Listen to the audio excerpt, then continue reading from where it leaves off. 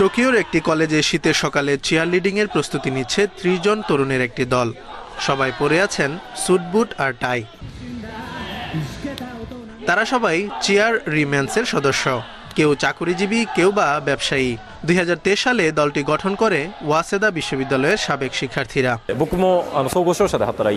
আমরা আমাদের পরিবেশনার জন্য স্যুট পরার সিদ্ধান্ত নিয়েছি, কারণ এটি জাপান সহ সমগ্র বিশ্বে চাকুরিজীবী ও ব্যবসায়ীদের জন্য প্রচলিত।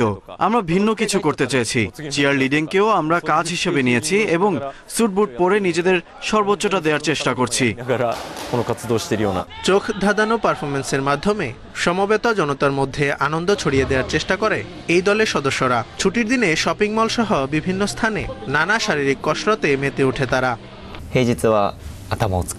কাজের দিনে আমি আমার মস্তিষ্ক ব্যবহার করি, আর শনি রোববার ছুটির দিনে আমি ব্যবহার করি আমার শরীর। এটি আমার সামগ্রিক মানসিক স্বাস্থ্যের উপর ইতিবাচক প্রভাব ফেলেছে। তাছাড়া শারীরিকভাবেও ফিট থাকছি। ব্রিটেনস গট ট্যালেন্ট প্রতিযোগিতায় প্রতিদ্বন্দ্বিতা করেছিল চিয়ার রিম্যান্স। সেখানে তৃতীয় স্থান অর্জন করে তারা।